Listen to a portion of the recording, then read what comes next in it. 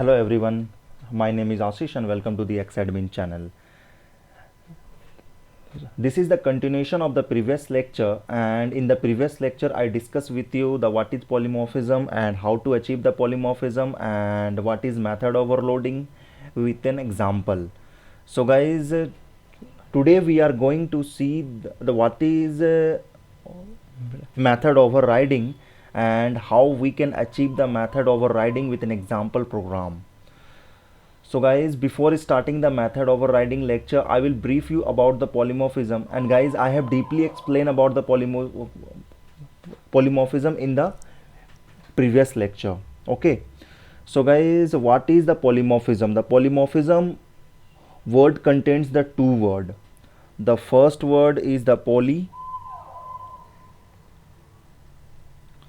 So guys, the first word is the poly, and the poly means many. Okay, and the poly means many, and the second word is the morphism, and the morphism means form.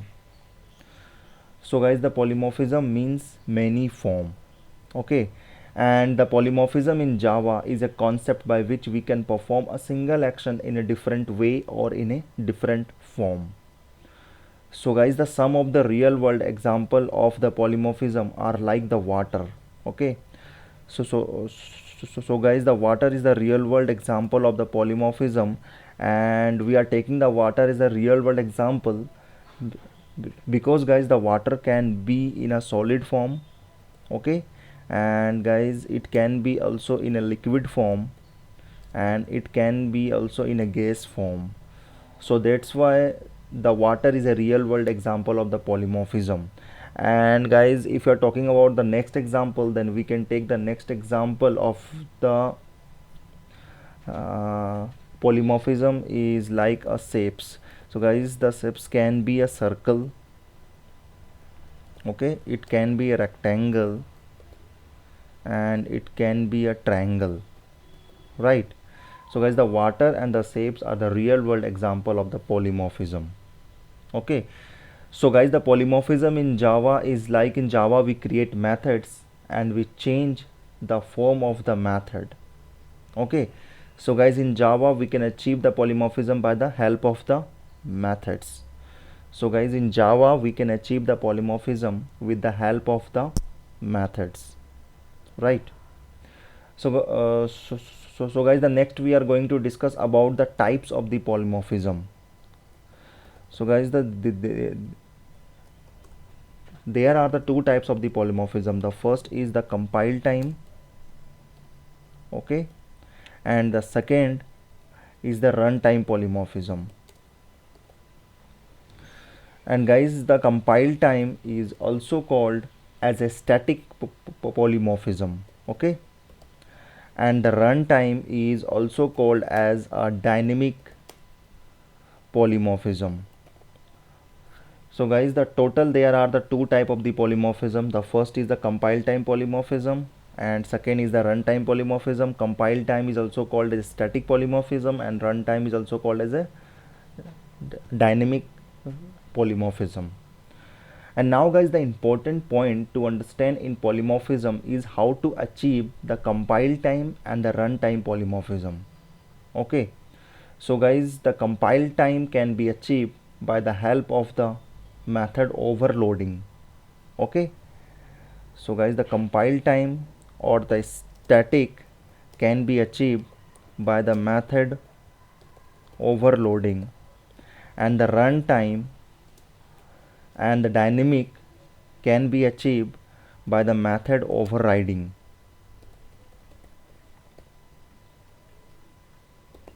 Okay, so guys, the compile time or the static polymorphism can be achieved by the method overloading, and the runtime and the dynamic polymorphism can be achieved by the method overriding. Okay, so now guys, we are going to see about the method overriding. Okay, so guys, I will explain you the some of the rules to achieve the method overriding. So guys, the rules of the method overriding are like the first rule, like the method's name must be same. Okay, so guys, the two methods name must be same. Method name must be same. And the second rule is like the both method must be in a different classes. It means guys, the method should be in the different classes. Method must present in different classes. Okay, and the third rule for achieving the method overriding is like both the method must have the same arguments. Okay, so method must have same argument, right? So guys, we have the three rules for the method overriding. The first rule is like the method name must be same. Second rule, that both the method must be present in a different classes. And third rule is like the both the method must have the same arguments. And now we are going to see guys, we have the three conditions for having the same argument. Okay, so guys, the first condition for having the same argument of the method is like the same number of arguments. So guys, it can be like the same number of arguments. Okay, and now guys, the second condition for having the same argument is like the second condition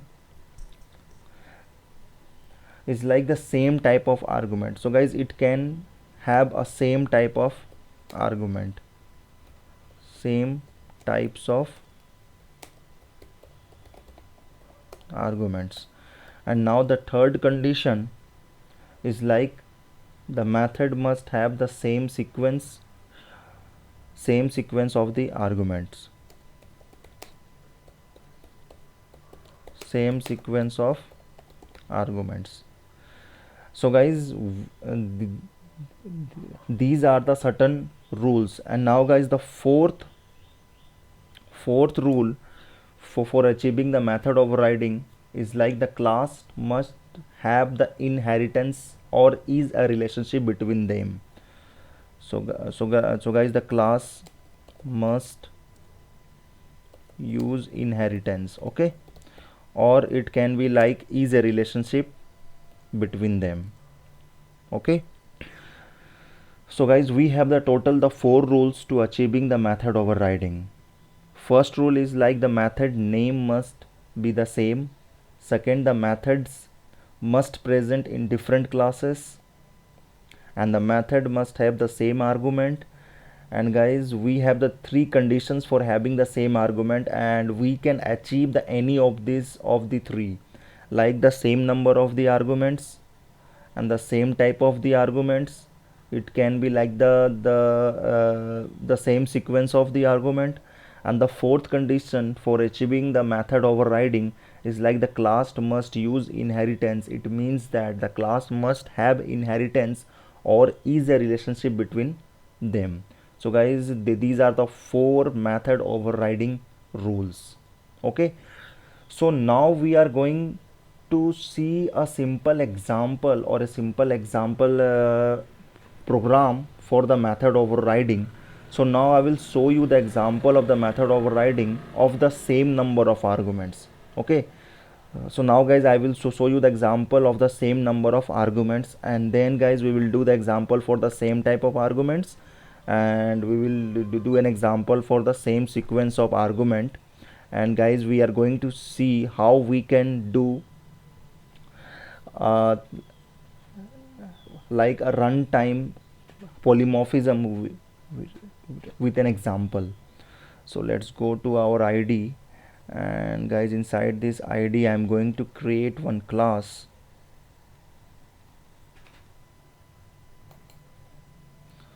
So let's create one Java class, and I'm going to name this class as a method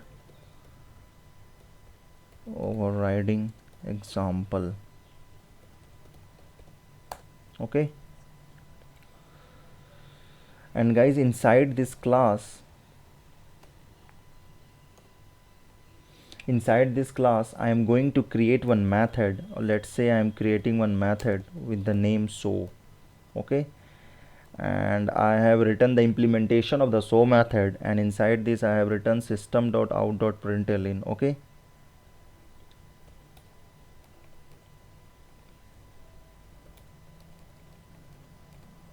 System.out.println, okay. Here it should be in a capital letter.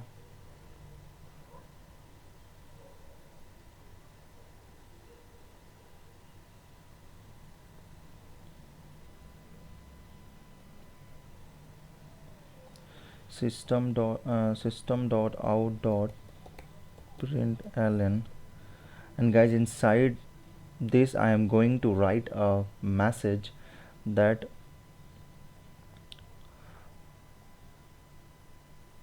this is first show method, okay. And I am going to do a semicolon. So guys, I have created a class with a name the method overriding example, and inside this class I have written a method with the name show, and I have done an implementation part of this method, and inside this method I have written a system.out.println in the first show method, okay. And now guys, I will create a second class. So let's create a second class with the name second, okay. And now guys, inside this class I will create a same method name. So let's say that I have created a same method name, method show, okay. And I am going to copy paste this line from here to inside the show method, and I will change the text as like a second show method. So guys, till here I have created class with the name method overridden example, and I have written a show method inside this class, right. And now guys, I have created another class with the name second, and inside this the second class I have created a method with the same name show method. So guys, here you can see that I have written the rules for the method overriding, and the rules like the method's name must be same. So guys, you can see here that the method name like the show and the show method name is like same, okay. So guys, we have fulfilled the first condition, and now guys, the second condition is that the method must be present in the different classes. So now guys, you can see that the show method is in the method overriding example class, and okay, and guys, the second show method is present inside the second class. So guys, both this method are in a different classes. And now guys, the third rule we have to follow is like the method must have the same arguments. So guys, you can see that the argument are same of the show method, because guys, there is the no argument. So guys, all the arguments are same, okay. So now guys, we will see that we have to follow the fourth rule, and the fourth rule says that the class must use inheritance. So guys, to achieve the method overriding, we have to achieve the inheritance concept of the OOPS concept, and we have to build like a easy relationship between these two classes.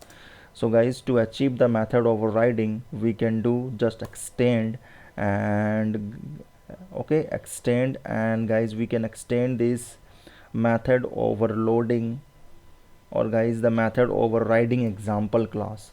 So guys, here we are extending the method overriding example class to the second class. It means guys, the method overriding example class is a parent class now, and the second class is a subclass or a child class, okay.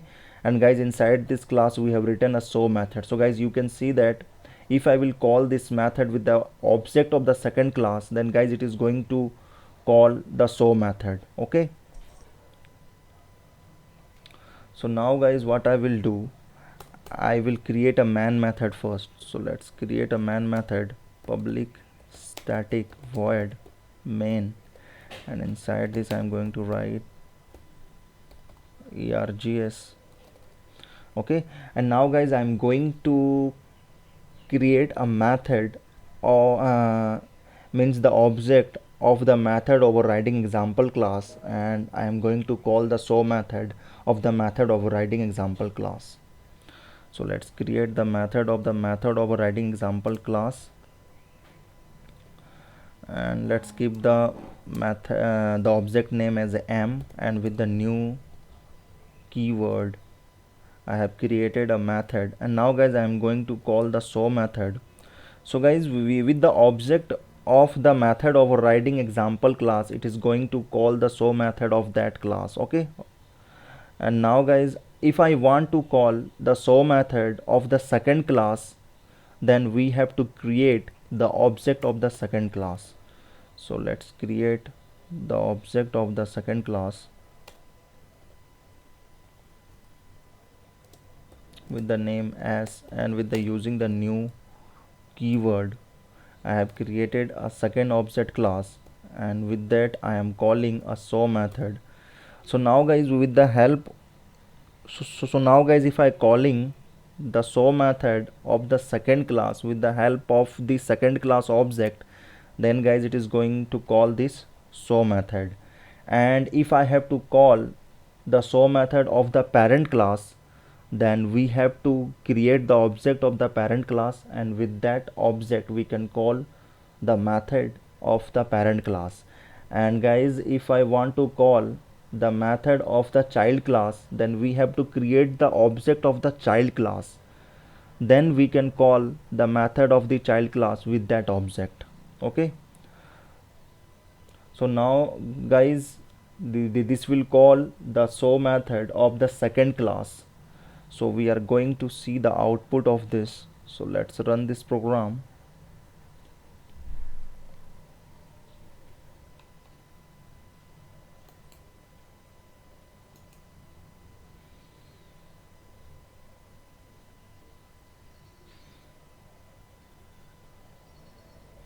So guys, here we can see the output is like guys the first show method. So guys, we are getting this output for this by calling the object of the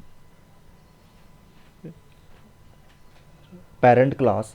And guys, the second show method, we are getting the output by calling the show method of the child class with the help of the child class object. Okay, so guys, this is the example of the runtime polymorphism, and by this guys, we have achieved the runtime polymorphism by the help of the method overriding. Okay, and guys, this is the example of the runtime polymorphism, and we have achieved by the use of the method overriding. And guys, you can see at the runtime we are deciding that which method to call. Okay, so guys, we can call the show method by the help of the child class object. So guys, this is the example of the runtime polymorphism. Okay, and now guys, we are going to see the next example of the method overriding by the help of the same type of arguments. And now guys, I am going to keep the arguments of the both method as the same type, and then we are going to see how we can achieve the method overriding. So let's go to our id, and guys, here I will change the code as per requirement. So guys, here guys, the second rule says that we have to keep the type of the argument as same. So guys, I am going to change the first show method, and I am going to put a string a here. And guys, inside the second show method, I am going to put the same type of argument as a string a. Okay, and guys, you can see that the both the show method has the same type of argument as a string. Okay, so guys, this argument has a string type, and this is also has a string type. So guys, both the method have the same type of arguments. So guys, and guys all the codes will be same. And now guys, if we want to call the first show method, then we have to create the parent class object. So guys, here I have created the parent class object, and with the help of the parent class object I am going to call the show method of the parent class, and here we have to pass some string. So let's pass xadmin. And guys, if we have to call the show method of the child class, then we have to create the child class object, okay, and then we have to call with that object. So let's pass here child xadmin. Okay, so now guys, we are going to see that, and if I will run this program, then let's see the output of this program. So guys, we can see that we got the output as the first show method. So guys, first show method is we are giving because the firstly we are calling the show method of the parent class, and then we are calling the show method of the child class with the help of the child class object. So that's why we are getting the firstly as the first show method, and then we are getting the message as a second show method. So guys, this is example of the runtime polymorphism, and we have achieved the method overriding, okay, by keeping the same type of the argument.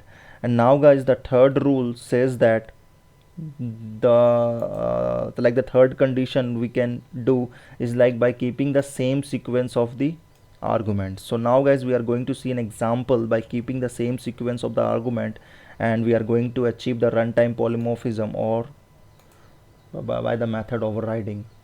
So guys, here what I will do, I will change this code, and now guys, inside the argument of the first show method I will change and I will put one integer b variable, okay, as argument. And guys, in the same the show method of the child class, I will change the argument of this method and I will put an integer b argument. So guys, here you can see the sequence of the argument is same, as the first is string and the second is the integer type, okay. And guys, in the same the second show method, you can see that the sequence is same, like the string and then integer. So guys, here we can achieve, and guys, here the third condition is satisfied by keeping the sequence of the argument as same. And if we want to call the parent class show method, then we have to call it by the object of the parent class, and here we are doing, and we have to pass here the integer as I am passing a 7 value.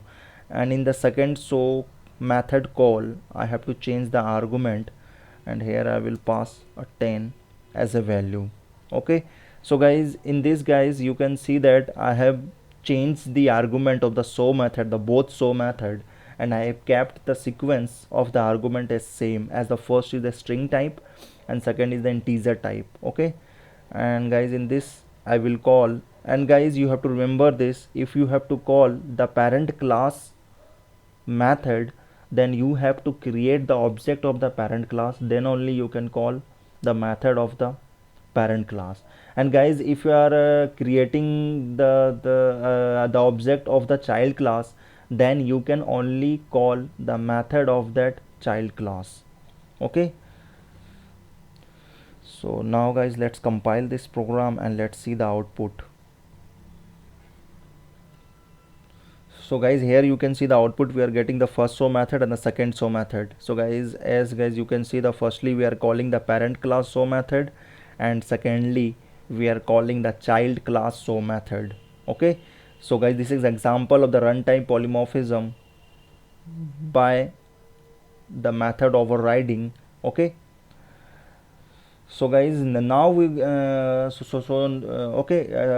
now guys, we are going to understand the use of the method overriding. So guys, the method overriding allows a subclass or a class to provide a specific implementation of a method that is already provided by one of its superclass or the parent class. So guys, it means that we already have a show method implementation in okay. So guys, we already have a show method implementation in the parent class, okay. And now guys, I want a new implementation of the show method. So guys, we can do the new implementation of the show method in the child class by overriding that method. And guys, to override that method, we have the 4 rules. And guys, the first rule is like the method name must be same, and the method must be present in the different classes, and the methods must have the same argument. And guys, we have the 3 condition for keeping the same argument, and we can follow any of these 3, like the first, the same number of argument, and second, the same type of arguments, and third, the same sequence of arguments. And the fourth rule is very important, that we have to implement a inheritance concept between these 2 classes. It means that we have to implement a easy relationship between these 2 classes to achieve the method overriding. Okay, so guys, the method overriding allows a subclass, okay, allows a subclass this, okay, allows a subclass or a class to provide a specific implementation of a method that is already provided by one of its superclasses. So guys, already we have a implementation of the show class inside a method overriding example. And now guys, let's say that I want a new implementation of this method. Then guys, we can achieve this by having a method overriding. Okay, so guys, okay, so guys, here I have overridden a show method, and guys, here I have extend with the method overriding example class, and then we have created a new implementation here, okay, according to our requirement. So guys, we can use the new implementation of the show method by doing a method overriding, right? And now guys, the implementation in the subclass is overridden or replaced, like the implementation of the superclass, by providing a method that has the same name, same parameter, or the signature and the same return type as the method in the parent class. So guys, we can achieve this by the method overriding. And guys, in this, the method name must be same, and the sequence of the argument must be same, and the return type must be same. So guys, this is the example of the runtime polymorphism, and how we can achieve the runtime polymorphism, and what is the use of the method overriding. So guys, I hope you understand what is the use of the method overriding. So guys, the basic concept of the method overriding is like, guys, if I want a new implementation of the any method, then we can achieve the new implementation of that method in our subclass by implementing or by extending that class and writing a new implementation inside a subclass by following the rules of the method overriding. Okay, so guys, I hope you understand the lecture of how to achieve a runtime polymorphism by use of a method overriding, and also the rules of the method overriding. Okay, so thank you guys, and have a nice day. And guys, in the next class we are going to see the another OOPS concept, that is the abstraction. So thank you and have a nice day.